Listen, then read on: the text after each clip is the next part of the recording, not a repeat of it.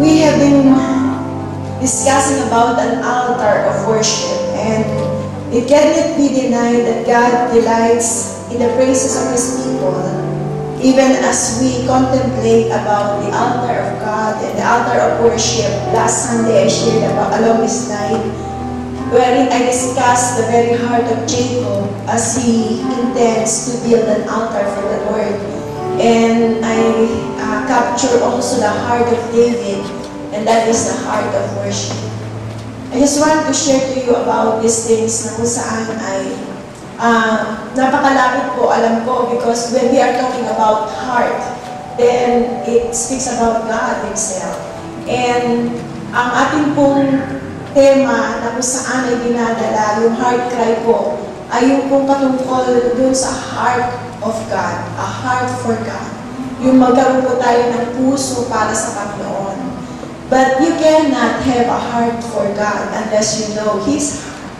So, in my own little way, I just want to exhort to you about God's heart.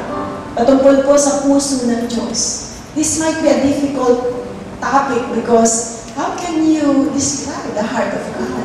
Paano po natin ipaliliwanag at makakapture at like how are we going to concretize, to define, or even to explain the very heart of God? All the superlative adjective ay pwede po natin gamitin para mabanggit po ang patungkol sa puso ng Diyos. Can I just bring you to David, wherein there is a prayer na kung saan ay nabanggit niya po ito patungkol sa puso ng Diyos. And from this, nais ko po na makita natin ito, 2 Samuel 7:21. 2 Samuel 7:21. Ang context po nito, this is the continuation of what I've shared to you last Sunday, 2 Samuel chapter 6. And this is the bringing back of the ark. At dito po si David, he worshiped the Lord with exuberance, and he really poured out his heart. At nakita po natin, narinig po natin that David did this, na para bagang he is called just like a fool, at parang siya po ay nawala sa, kumbaga po ay nawala sa hiya, nawala sa hulog sapagkat siya po isang hari. Pero sabi niya na noon, naririyan na ginawa niya ang lahat ng ito. It is because he just wanted to release the remorse from his heart, from all the captivity or from all the things that he has done, that he has experienced. Naalala niyo po yung shinare ko last Sunday that this is just like an exaltation from David's heart, wherein he just wanted na marilis po siya, na nag-take delight siya, and this is a joyous celebration on how to know that God has already forgiven him. Nung kumbaga ay napatawad po siya out of his repentance, nagkamali siya, and he was so afraid of God. And that is just like an expression of his liberation, that he has not grieved. That from grieving the heart of God, meaning to say, now he knew that God's heart is not grieved. Kung merong si David na kinatatakutan lagi, ay yung mag-grieve po niya ang puso ng Panginoon. And the following chapter, nakikita po natin how David really worshiped the Lord, na naibalik na po yung tolda o yung Ark of the Covenant doon po sa kanyang luklukan, at mula po doon ay sila po ay nagalak, sila po ay tunay na natuwa, at sa pamamagitan po nito, makikita natin kung paano po yung Ark na yon ay lubos po na naibigay at naisakatuparan, naibalik doon po sa Israel. So, tuwang-tuwa po sila at sa pag-mobilize na yun. Now, mula po dito ay sinabi po sa verse 1, when the Lord finally sent peace upon the land, dahil nandun na po yung Ark of the Covenant, and Israel was no longer at war with the surrounding nation, nagkaroon po ng isang holy desperation si David. At ito po ay sinabi niya kay Nathan. Sabi niya, look, ako'y nakatira sa isang napakagandang palasyo, pero ang Ark ng Panginoon, the Ark of the Covenant, ay nasa tent lang. So, mula po dito ay sinabi niya na ako'y magtatayo ng templo.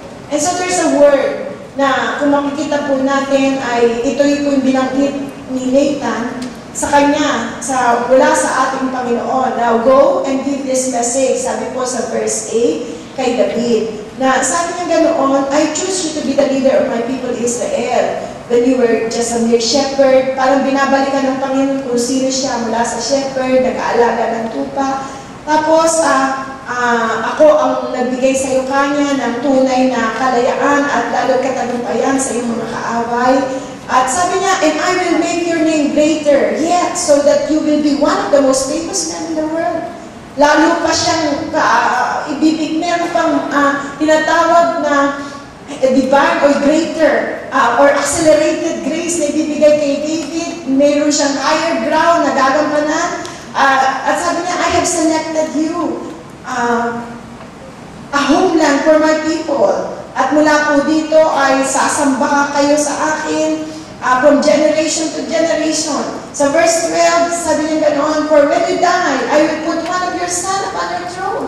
So sinabi niya, binanggit niya ang lahat ng mga pangako ito, and I will make His kingdom strong. He is the one who shall build the temple, and I will continue His kingdom into eternity. I will be His father, and He shall be my son. And kung magkakasala siya, sabi niya ganoon, my love and my kindness shall not leave him, as I took him from Saul, your predecessor. Your family shall rule my kingdom forever. So, nung bumalik po si Nathan at sinabi ito kay David, grabe po yung pasasalamat niya. At mula dito, sinabi niya ganoon, when David went out to the tabernacle and sat before the Lord and prayed. Now, take note, he sat. Hindi po siya tumayo, but naralian po, he sat. At dahil po, gusto niya po i-contemplate. Grabe, parang nanlumo siya.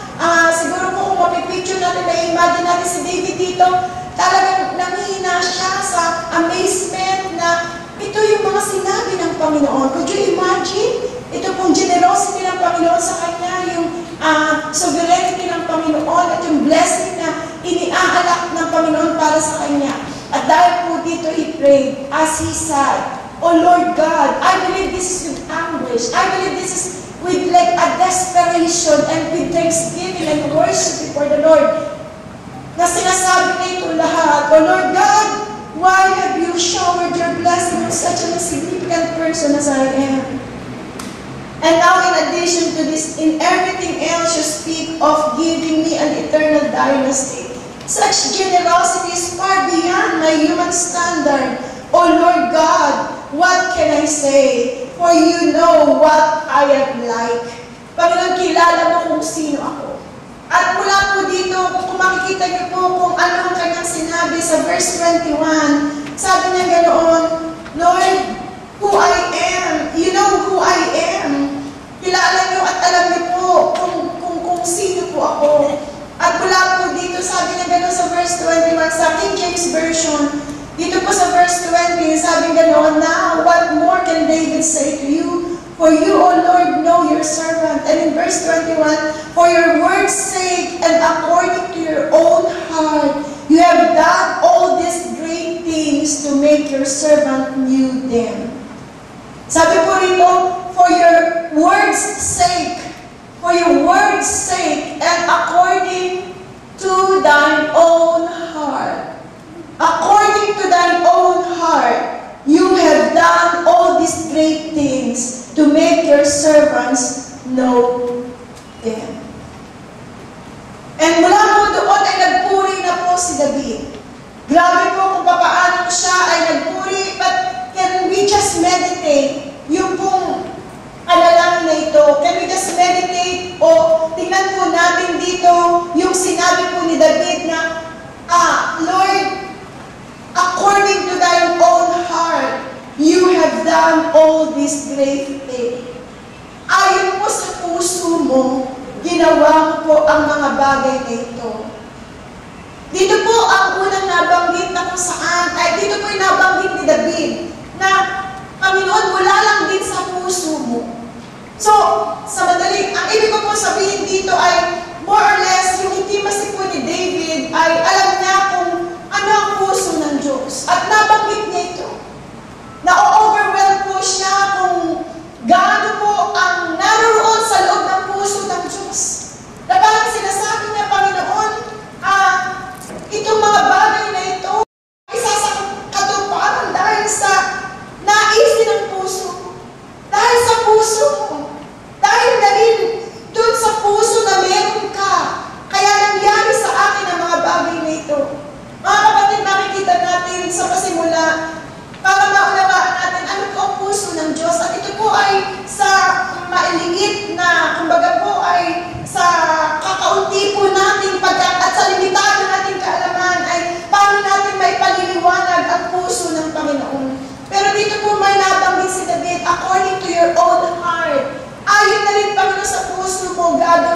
lahat ng mga bagay nito, and you have done all these things. You know, I want to exhort on this line, do you know that God's heart is the source of all blessing? Yung parang sinasabi ni David, yung puso ng Diyos, yun ang dahilan ng lahat ng pagpapalang ito. God's heart is the source of all blessing. Kung titignan po natin kung ano yung gustong sabihin ni David nito, Panginoon, lahat ng pagpapalang ito, ang dahilan, ang pinagmulan ay ang puso mo. No, sinabi niya, according to your heart, you have done all this great thing. Mga kapatid, marami na po tayo napakinggan mula po sa first day ng talihin hanggang po sa kagabi. At para po bang gabi-gabi, parang commissioning na. Ano po, parang tinutuldukan na po ng Lord ang lahat ng mga bagay na gusto niya sabihin sa atin. But we believe there is more. But I don't want to cover yung po mga bagay na mga napakinggan na natin, kundi ito po ay susugan ayon po sa puso ng Panginoon. And just to summarize all these things, katulad ng ginawa po ni Ate Og na pinaalala niya sa atin ang lahat ng kabutihan, kagandang loob ng Panginoon, yung pong kabaitan ng Diyos na sinabi niya gano'n daw, the mountain shall depart and the hills be removed, but my kindness, anak, ang kabutihan ko sa inyo, it shall not depart from thee, neither shall the covenant of my peace be removed, saith the Lord that hath mercy on thee. Na sinabi po niya sa susunod pang mga talata sa Isaiah, sabi niya, no weapon that is formed against thee shall prosper, and every words that shall speak against thee, it shall not prosper. But this is the heritage, because this is the heritage of the servants of the Lord. Alam niyo, ito po yung kagandahan na kung saan ay parang we are perfectly satisfied already for what we have heard. Natatakot lang po ako sa gabi ito na kung saan ay parang hindi ko po ma-pick up kung ano po yung mga bagay na gustong sabihin ng Panginoon. Pero I just want to speak about His heart, yung pong puso niya na yun po yung source ng lahat ng mga pagpapala na kung saan ay pinagmumulan ng lahat ng ating tinatanggap na yung gabi. Yung grace po ng Panginoon, yung exceeding riches of His God's grace and His kindness. You know, dito po sa ating binasa, David has a holy purpose in his grateful heart. He has a grateful heart and he has a holy purpose. Meron po siyang isang pusong sumasamba at meron po siyang dahilan kung bakit niya gustong magtayo ng isang templo. At dahil po dito yung ako kasi napakahalaga sa kanya, it is the art of the covenant or nothing. Makikita niyo po kung gaano po ito talagang very exuberant ang kanyang pagsamba. At walang mahalaga, mga kapatid, walang nakapokus sa kanya, kundi ang ating Panginoon. Sabi nga po ganoon, it is in the mind of David. Andun lang po, it is in the mind. Naroon nag-iisa lang sa puso po niya. Yung measure of His heart, yung divine goodness is in the heart of God. Yung pong pinakapuso niya na kung saan ay nais niya na ma-focus lamang po yung presensya ng Panginoon. At parang sinasabi niya, yun naman ang pinakamahalaga sa akin. Yung presensya ng Panginoon na sumama sa akin. At mula po dito, makikita po natin yung kung paano gusto niya na yung templo with the exceeding magnificence na i-build niya ito. Pero sinabi na sa kanya kaagad ni Nathan, hindi ito, anak, ikaw ang magtatayo nito sapagkat ikaw ay maraming pinaglaban ng gera at ang iyong kamay ay napuno ng dugo. Ngunit meron akong mga pangako sa iyo. Kaya po dito, in-honor po ni David, glorify po niya ang Panginoon, and he did not react out of discouragement or disappointment. Pero makikita niyo po, ganun lang po siya magpasalamat, lalo tigit nung binanggit na ang mga pangako. At sinabi lang niya, Lord, I am your servant, just your servant, and I am at your own disposal. It's by your grace na ang lahat ng ito ay nagyayari. So mula po dito mga kapatid, nakikita po natin kung paano yung exceeding great and precious promises na kung saan very weighty na tinanggap ito ni David mula po sa mga talatang ito. Please read it at home. And when you read it worshiping God. worshiping and being grateful, and personally claim it to yourself. Personally, ay parang sabihin natin ito, such yung mga tanong ni David, who I am, Lord, and what is my family? Such an insignificant person as I am. Marami po siyang tanong, why should these great promises be spoken to me? Panginoon, bakit po? Why to me? Rather to anyone else? Bakit po sa akin? And why is it in my house that you have brought us this far? So, marami po. Sabi nga nun, is it a manner? Is it your manner, Panginoon? Ganyan ka ba talaga? At mula po dito ay nagbigay din po siya. Siya din po ang sumagot. Siya din po yung nagsabi kung sino yung Diyos niya. At ito po yung kanyang sinagot, according to your own heart, you have done all these great things. I want us na kunin po ang i-capture natin, yung pinaka-depths po ng gustong sabihin dito ni David. According to your own heart, have you done all these great things? Dalawa lang po. You know that the measure of divine goodness is the heart of God. Ang pinaka-measurement po ng kabutihan ng Diyos ay ang puso ng Diyos. The measure of divine goodness is the heart of God. Ang ibig po sabihin dito mga kapatid, masusukat po natin ang mga dakilang bagay na ginawa niya sa ating buhay dahil na rin na ito'y pinanggalingan sa kanyang puso. The measure of divine goodness is the heart of God. God did great things to David. Grabe po kung ano ang ginawa ng Panginoon kay David. Kaya nga po sinabi na ito dun sa mabinasa natin eh. Sabi nito, from the sheep cote, from following the sheep to be ruler over my people, over Israel. Ito po ay, kumbaga po ay sinabi ng Panginoon. So God, parang sa sinasabi ng Panginoon sa kanya, I did not choose you because of your greatness, but it is according to the measure or to the divine goodness that is in the heart of God. According to the heart of God. Una po ay sinasabi ng Panginoon kay David na, David, mula sa pagiging tupa, wala ka namang qualification. Hindi naman po ganun ka-rude ang Panginoon, pero nagkakaunawaan sila ng Panginoon. Kaya po, nung sinabi po ni David, Lord, ayon lang din po sa puso. Kaya ako po tinanggap ang mga dakilang bagay nito. Ayon lang po sa puso. So mula po dito nakita ni David ko anong puso ng Diyos. Mula po dito nakita ng David na hindi dahil sa kanyang kagalingan, hindi dahil sa dakila, matapang, hindi dahil tinalo po niya si Goliath. Kundi ang lahat ng ito mga kapatid ay dahil lamang according to your own heart. You have done all these great things. Ayon lamang po sa kabutihan, according to your own heart, sa puso po ng Panginoon.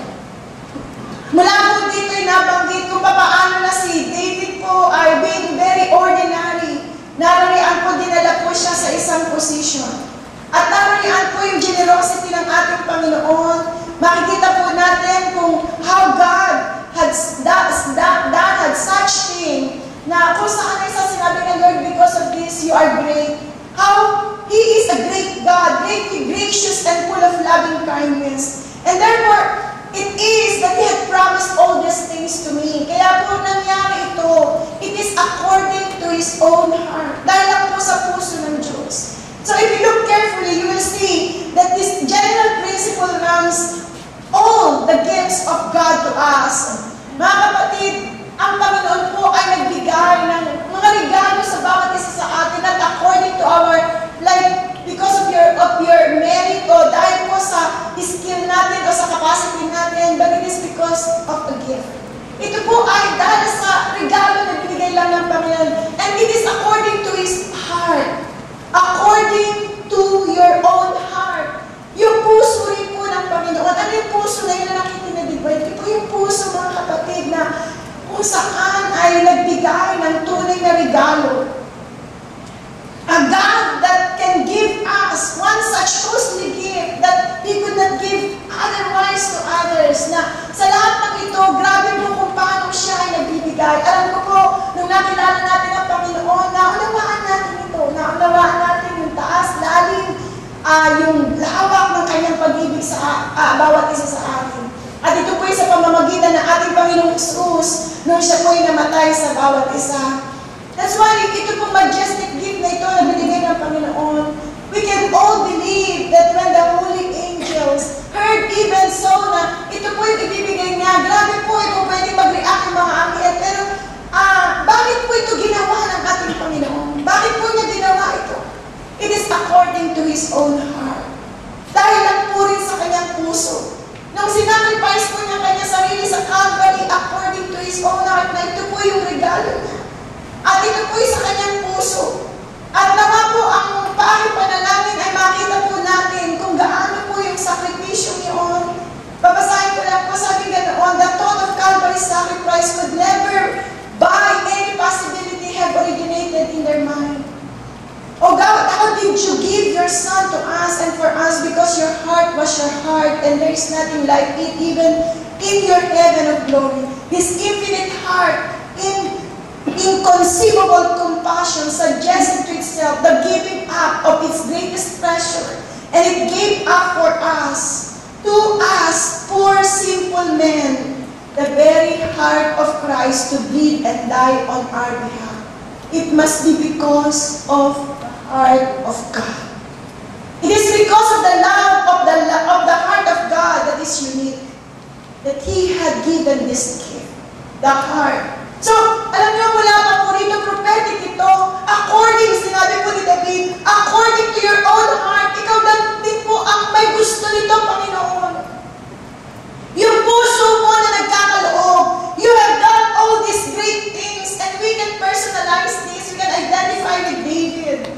Yung po mga bagay na ginawa ng Panginoon sa bawat isa sa atin, think about it. Tayo pinagpapasimula ng taon 2013, but looking back, yung po mga sinabi ni Pastor kagabi, we could not just imagine how God has brought us this far, and this is for His honor and for His glory. It is grace.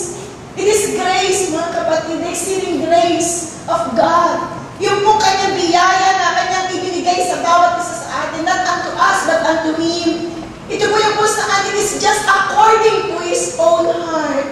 According to His own heart, that He has done all these great things for us. Dahil lang po sa puso na lang din.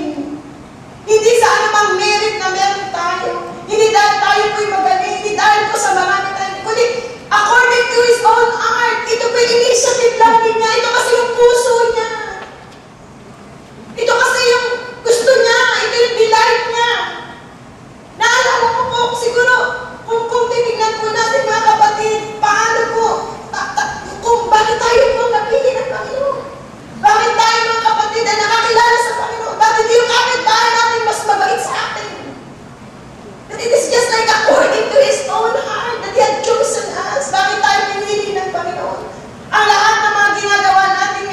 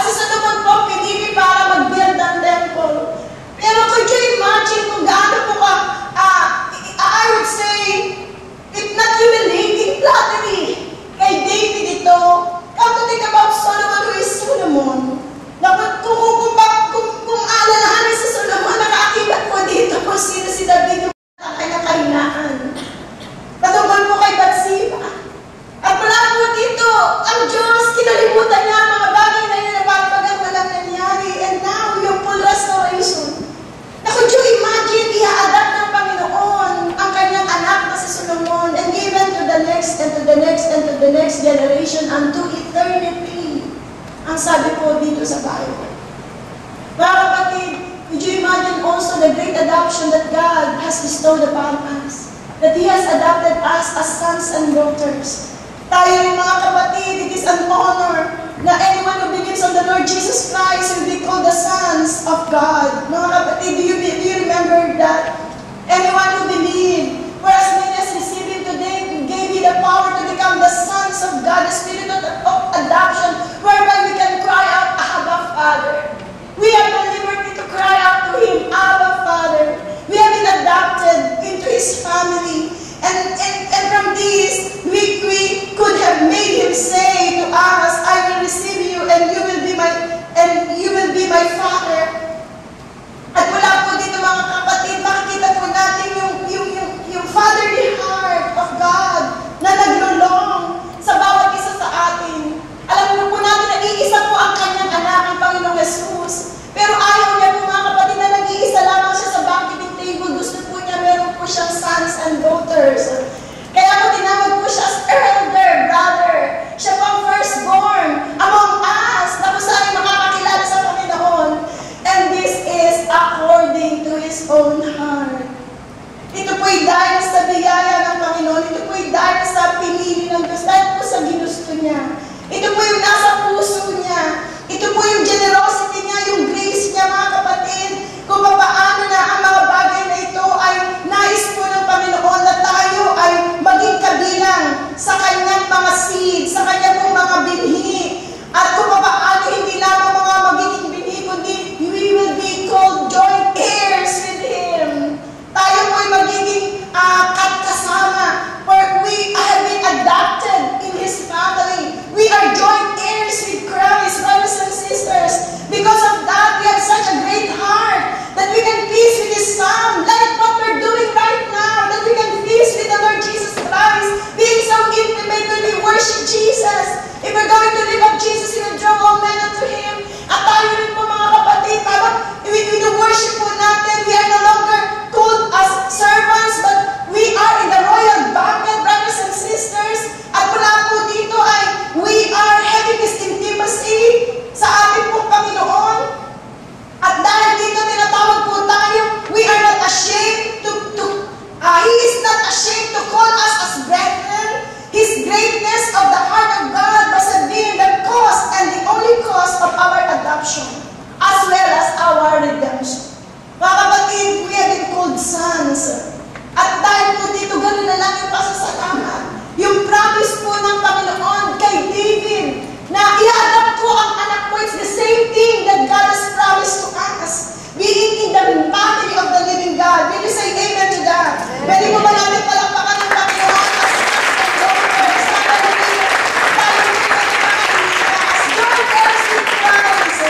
And the Lord promised to David also that when He adopted Solomon his son, he would be in constant care to him and He will never forsake him. That if he commit iniquity, sabi niya gano'n, I will not chasten him with the rod of men, but with the stripes of the children of men. But my mercy shall not depart from him as I look it from Saul. Mga kapatid, grabe po yung constancy, yung consistency ng pag-ibig ng Panginoon, which is just like parallel with us. Parallel po ito, katulad kay Solomon, na inadap po ng Panginoon, gano'n po na si David po ay nagkamali maaari, kaya gano'n na lang po siya mag-habol na, Lord, ano ba sasabi ko sa iyo? It is only according to your heart. According to your own heart, mula sa puso mo ito. Si David na rin ang sumagot sa mga tanong niya, bakit ganito na lang ang kabutihan mo sa akin at sa kanyang pagsamba, Lord, nakita niya ang puso ng Diyos. It is only according to your heart. Yung puso mo lang yung puso mo lang ang mga bagay na naging dahilan kaya nangyari ang mga bagay na ito. At ilang po sinabi sa kanya, yung anak mo, mananatili ang trono mo. Kundi sabi niya ang anak mo, sabi niya, lagi ko sila maaalagaan. Sabi niya, they will be in my constant care and I will never forsake them. Hindi ko sila pababayaan. Tapos sabi pa niya ganoon, magagkamali sila, hindi ko sila parurusahan. Ako saan ay para hindi ko sila anak. Kundi isang pamilya. Napakaganda po kung paano na ito ay parallel sa kaugnayan natin sa Panginoon. So together we can thank God. Katulad po ni David na, Lord, ang mga bagay na ginagawa mo ito sa amin, ayon lang din po sa puso mo. Grabe lang po yung puso mo, Panginoon, according to your own heart that you have done these great things to us. Hindi mo po kami iniiwan, yung presensya mo po laging naririyan. Walang pagkakataon na kung saan nagkulang po kami. At sa lahat ng mga gabay na kung saan tayo po ay sinamahan ng Diyos, tinuruan, sa pagpapalakas na ating po tinanggap, doon po magiging kauhawan sa puso natin. Magiging pagnanasa natin na mapalapit pa sa Panginoon. Ito po'y dahil lamang din po according to the heart of God, according to your own heart, Lord, na mayroong mga bagay na katulad nito. At sabi ng Panginoon sa lahat ng ito, anak, hindi ko ihiwalay ang pag-ibig ko. Katulad po nung sinabi niya kay David, sabi niya gano'n sa mga anak mo, i-a-adapt ko sila, aalagaan ko sila, hindi ko sila iiwanan, hindi ko sila pababayaan. Alam niyo, pwede-claim ko po ito sa pamilya natin, sa JR. Una po sa aking personal na pamilya, Panginoon, in-adapt mo ako, in-adapt mo ang aking mga anak, ina-adapt mo ito sa mga susunod pa. At lalo din sa ating pamilya sa JR, hindi po tayo pamangangamba na kung tayo man po'y mawala na rito, naririyan po ang kabutihan ng presensya, ang pangako ng Diyos ay tunay na gagabay at tunay na mananatili according to His Word and according to His heart that He is going to do His will. Amen! According to His Word, according to His own heart, ayon sa puso ng Diyos, kaya po niya ginagawa ang mga bagay na ito. Will you say amen to that? Amen! Kaya po niya ginagawa ito, mga kapatid, according to His own heart. According to His own heart. At wala po dito, makikita po natin kung paano, it is with the hope. It is with the hope na ang lahat ng ito ay inaangkin ni David. And according to his own heart, Lord, you have done these great things, yung constant affection. He will not cast away His children. He will not divorce our soul with His soul. Hindi po tayo ihiwalayan ng ating Panginoon.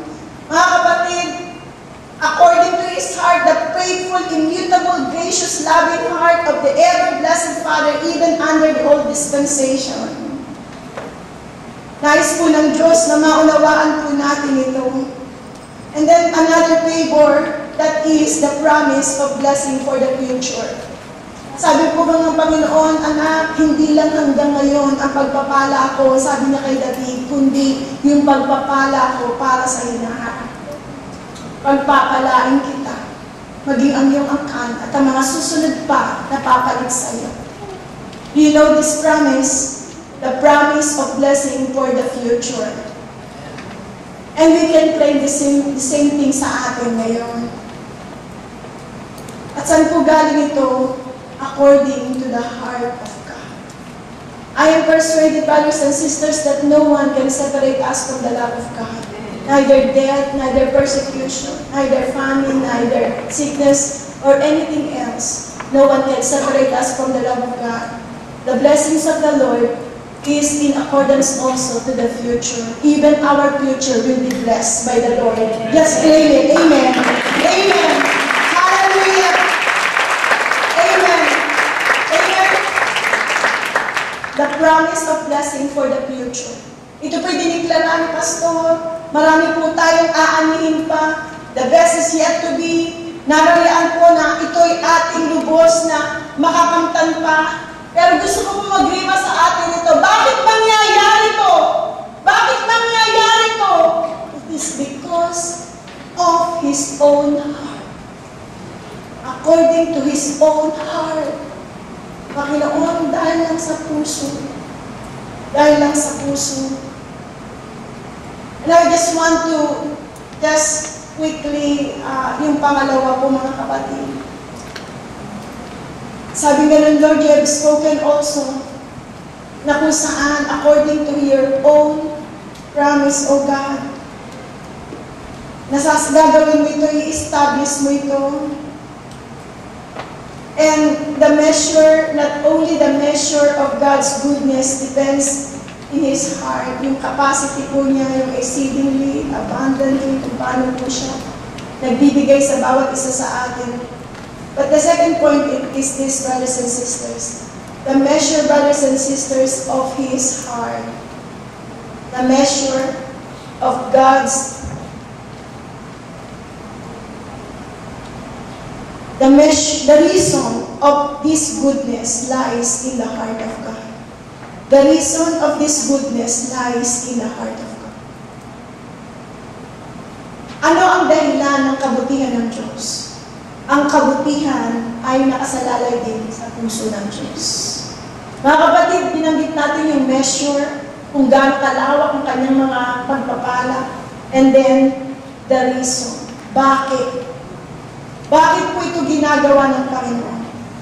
Bakit niya po ito, why does God bless His people?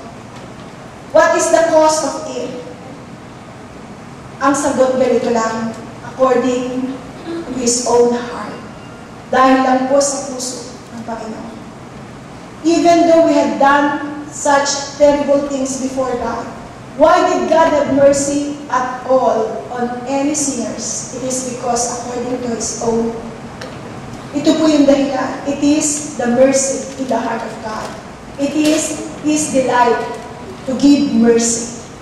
At bakit po siya naaawa sa mga tao na kung saan ay hindi dapat kaabagan o sa mga taong dapat kaabagan? Mga kapatid, it is according to His own. Kaya nga po sinabing ganoon, I will have mercy on whom I will have mercy, and I will have compassion on whom I will have compassion.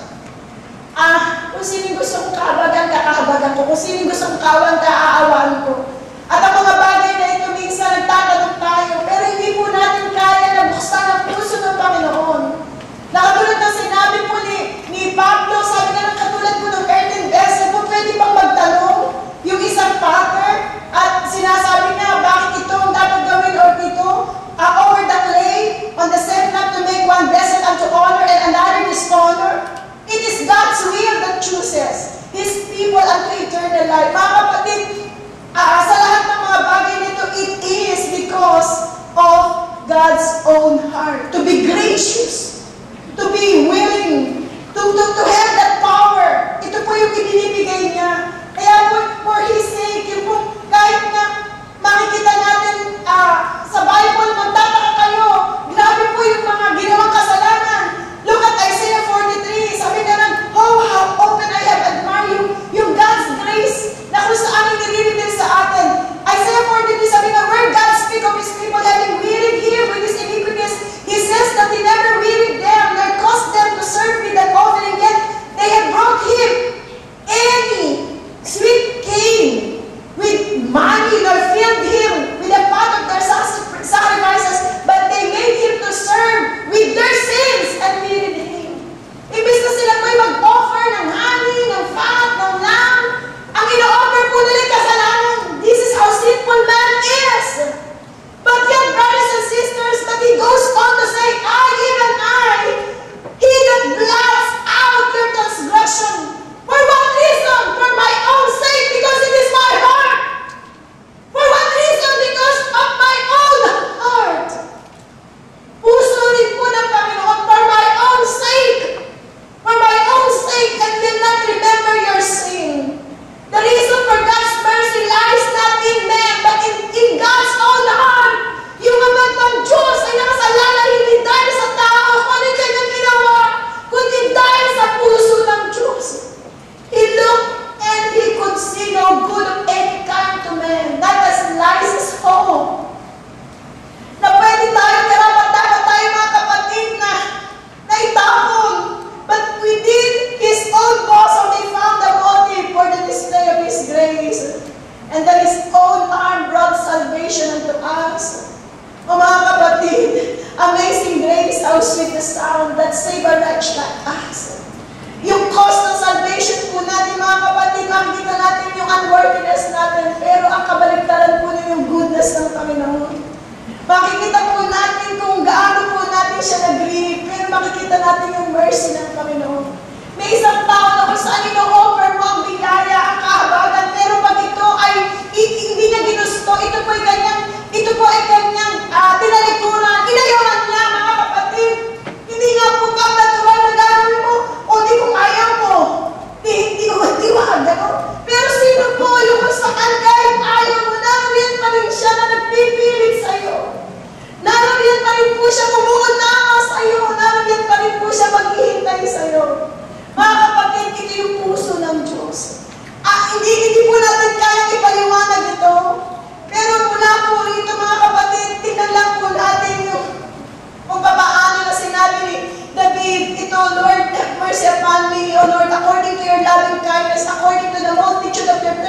mercies, blot out my iniquities before you.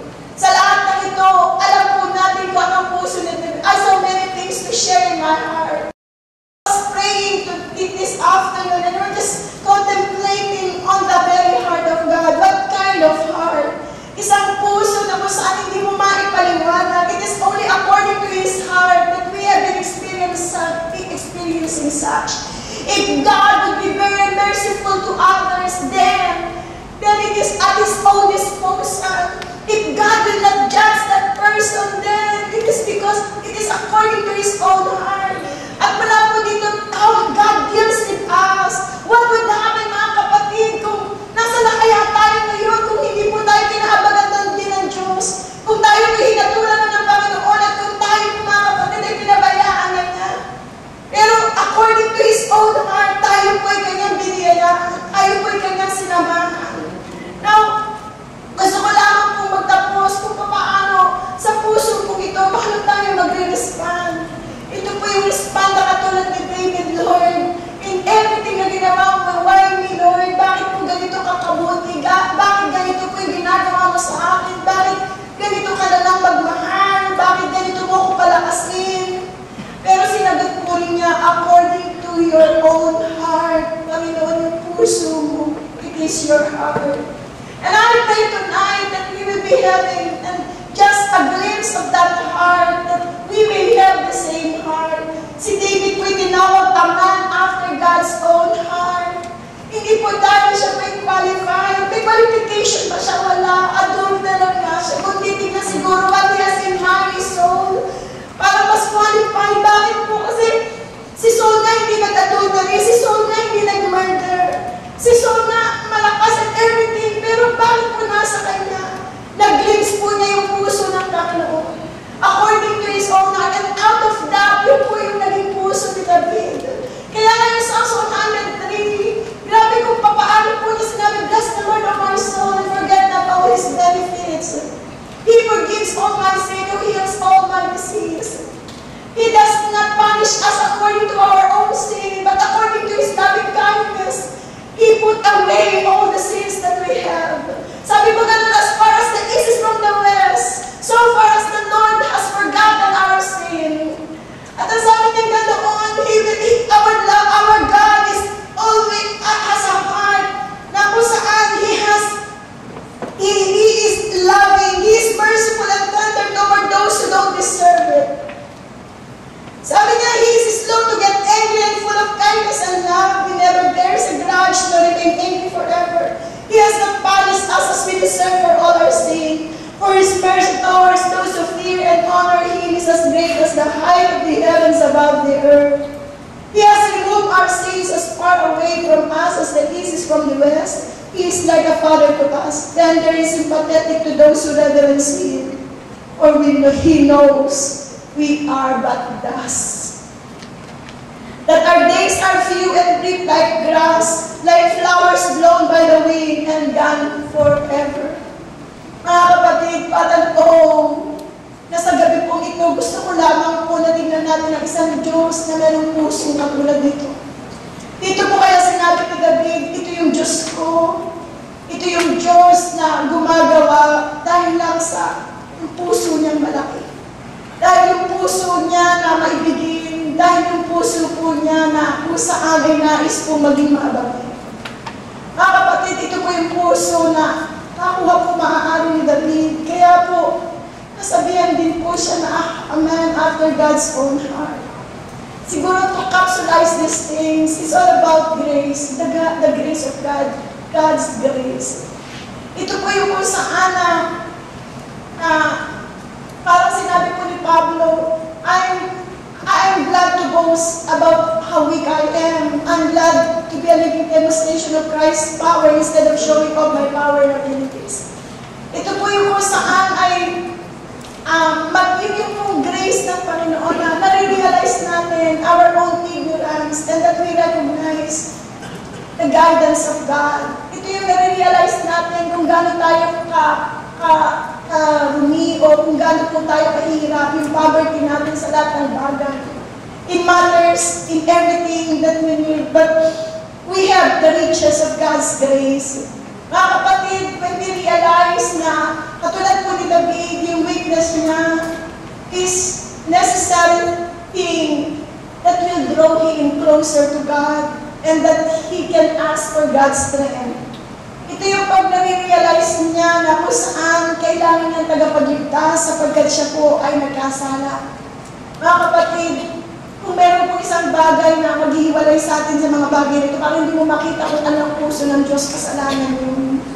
Kasalanan na makalimutan mo, ang kasalanan na kung saan ay makalimutan mo na meron po tayong Diyos at tayo po ay kanyang nilikha. When a man realizes his essential creatureness, he realizes his essential helplessness and goes to the source of his help. Mga kapatid, yung dependence mo natin yung grace. So long as a man regard himself as independent of God, he is on the way to ultimate collapse and to defeat. Brothers and sisters, when David became a man after God's own heart, I believe it is with my conviction, it is because he had seen a glimpse of God's heart. I believe it so.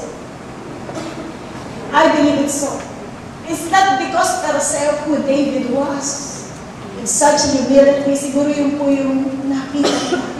Because sabi po ganoon, you cannot see God unless you have pure heart. And you cannot have a pure heart unless you have a humble heart. And unless you have unless you are broken before God. I believe ito po yung nakita ng Panginoon. Aman, kaya ngayon sabi niya, now I've chosen a man after my own heart. It is because nakita niya yun. At ito po yung mga sinaad ni David. Bless the Lord, O my soul. Siya yung mabagin, siya yung maawain. And this afternoon, the Lord told me, can you do the same? Anak, sabihin mo sa pamilya mo sa JR, can you have that maturity now? Just like the heart of the Father. Just like extending your mercy, not to be judgmental, but to be loving and even to give forgiveness, to extend some help. It will encapsulate to the love of God, yung grace ng Panginoon. Sabi po ng Panginoon, itong taon na ito, pwede po ba na mag-bestow tayo ng katulad ng puso ng Panginoon? Yung mercy po siya tender, hindi siya madaling magalit, hindi siya madaling yung maging mapalalo, narariyan na yung mercy niya ay lagi naroon sa may takot sa Kanya. Tapos, yung kasalanan, parang kung nagkasala ka ngayon, parang bukas, parang wala na, parang hindi ka nagkasala. Tapos, ang gusto ko po rito, He is like a father to us, tender and sympathetic to those who reverence Him.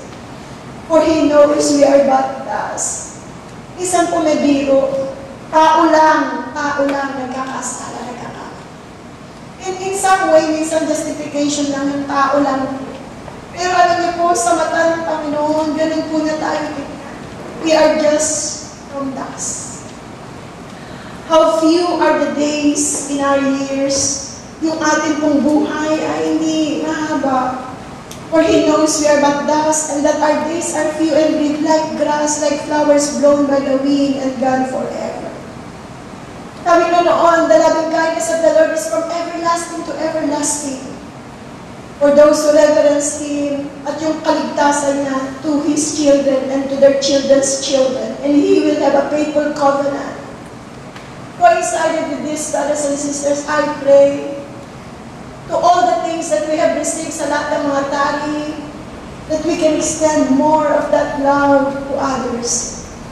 David has the same heart, like the heart of God. Sinabi, the man after God's own heart. Hindi ko sinasabing perfect dito si David o nagawa ng lahat ng ito, pero makikita natin yung ibang halimbawa. Pero palagay ko siya yung nakatanggap ng revelation kung ano yung puso ng Diyos. Nung oras na ibinalik, kasi grabe po highlight ito ha. Please, ito po yung kunin ninyo, huwag yung kakalimutan dito sa lahat ng sinabi ko. Ito po sa 2 Samuel chapter 6, nung kinuha po yung Ark of the Covenant, grabe po yung puso ng Diyos na natuwa. Grabe na. Ibig po sabihin, ganun po niya dinidilay, ganun kahalaga ang presence ng Lord kay David. sinabi ni David, yung nagbibigay, you cannot outgive God, di ba? So, tuwa-tuwa ang Diyos. Tapos si David, hindi na kontento na, ganito dito na nakatira. Tapos sabi niya ganoon, kasi dito, gagawin ko kayo ng temple, Lord. Alam niyo naman, wala pa ako nag-iipon. 40 years po, kumbaga 40 years po, I don't know ilang taon na siya kayo na hari dito, pero I think ay sa Israel ay 26, tapos 40 years kasi lahat ang reign ni David. Sabi niya, Lord, mula lahat ng nakuha ko, lahat ng mga kayamanan na meron ako mula na naging hari, ako iniipon ko na yung para sa temple mo. Pero hindi po siya pero grabe po yung puso ng Diyos. Ako, I believe, grabe na lang po yung puso ng Panginoon. Yung delight ng Panginoon. Mag-build siya ng altar. And it will be an altar of worship. Na doon, sasamba si David. Pagkatapos ko na sabihin mo sa anak kong kay David, ganito mga ako. I-adapt ko yung son. Papalain ko siya. Hindi lang yun. Gantayan ko sila. Hindi lang yun. Kahit yung future. Gagawin ko yun. Cannot outgive God. Ito po sabi kasi ni David, nakita niya lang yung puso ng Diyos. According to your Lord, yung puso mo na. Kaya nga po dito sa Psalms 103, grabe po. Sabi niya, ito yung Diyos ko. Ito yung puso ng Diyos ko. Ito yung puso na meron tayo. Kaya po, we will just come before the Lord tonight. Sa oras po ito, gusto ko lamang po yung the man after God's own heart. Bago po tayo mag-pray. Gusto ko pong i-meditate yung pong panalangin na ito. Na kung saan ay sasabihin po natin ito, Lord, ambitious po itong panalangin na ito. Pero mo, meron tayong altar of worship. Gusto natin i-host ang presence ng Lord. As ngayong gabi naman na ito, ipapanalangin natin, Lord, that I may have a heart after your own heart. The man after God's own heart. Mga kapatid, katulad po ni David, hindi tayo qualified. Pero pwede tayong maging man after God's own heart. Will you believe that? Amen. Amen. Would you like to pray this kind of prayer, Lord? Gusto ko po that you will call me also a man after God's own heart. Never in my Christian life na ipinag-pray ko po ito. Pero nung tinitignan ko ito, nakasalalay lang pala yung mga kapatid na nakita ni David yung puso ng Diyos. Never in my Christian life for 33 years na pinag-pray ko, Lord, sana ako din natawag mo ang man after God's own heart. Pero nung tinitignan ko po, pwede rin po pala natin itong ipanalangin. Pwede po pala, hindi dahil sa kung ano meron tayo, kundi dahil kilala ko yung Diyos ko. At yung Diyos na yun na may puso na katulad nito na nalalaman, na naisip ko na magkaroon ng katulad ng kanyang puso. Ito po ang panalangin ko sa ating pamilya. Parang mahirap ipaliwanag itong tinuro ko ngayong gabi kasi ang hirap talaga ipaliwanag ng puso ng Diyos. Kanina nga po nagmamakaawa ako sa kanya. Hindi ko alam po dito turo ko. Parang wala akong sasabihin. Pero hayaan mo ang Diyos ang magpaliwanag according to His own heart. According, Lord, to your own heart, you have done all these great things to me. Lord, dahil lang sa puso mo, kasi mabagin ka, kasi mawain ka. Amen. Amen. Shall we enhance the anointing as we listen to this, even as we meditate on this, the message, the lyrics of the song. Amen. Hallelujah.